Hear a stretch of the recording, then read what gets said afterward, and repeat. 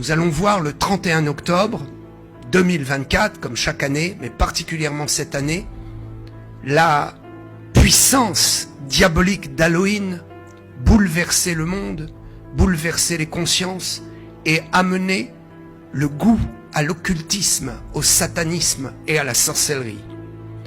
Tout cela a déjà été bien préparé. Mais voilà qu'il y a une amplification.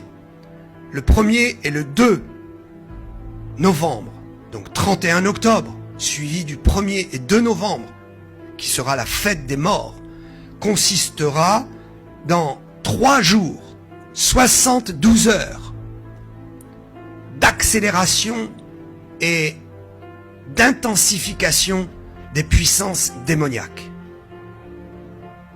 Jésus a visité 72 heures le séjour des morts et l'enfer. Et l'enfer a donné ses consignes à ses ambassadeurs, aux satanistes. Ils réclament l'enfer, les démons, Satan réclament 72 heures de l'enfer qui doit visiter le monde. Priez pendant Halloween, ne participez à rien à Halloween. N'allez pas vous souiller. Mettez même pas une citrouille chez vous. Et durant le 1er et le 2 novembre, faites attention. Certains diront, oh, ces 72 heures se sont passées, je n'ai rien vu. Ces 3 jours se sont passés, je n'ai rien vu. Méfiez-vous des semences sataniques qui sont mises dans le grenier de votre esprit, de votre vie, de votre maison. Car tôt ou tard, ils vont surgir. Et vous direz d'où viennent tous ces problèmes, d'où viennent tous ces doutes, d'où vient toute cette incrédulité. J'encourage le peuple de Dieu à prier, à veiller, et particulièrement cette année, à comprendre qu'il y a un tournant. Le diable s'est levé et va intensifier pendant 3 jours une attaque sur toute une nation. Croyez-vous qu'il va attaquer plus une église qu'une autre? Son but, c'est globalement d'attaquer toutes les églises. Il faut donc intercéder.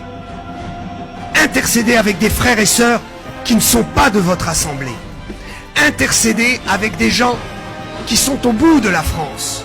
Intercéder avec des gens qui n'ont plus d'église auprès de chez eux. Être en communion pour un seul cri. Jésus vient bientôt. Maranatha. Un seul cri commun. Non plus se déchirer, se jalouser. Non plus imiter l'autre. Ou se battre. Non plus prier pour avoir sa propre petite justice dans ses petits combats terrestres. Non plus vouloir avoir raison dans ces petits combats fratricides au sein des églises. Mais avoir un but, se lever tous ensemble pour tirer dans la même direction.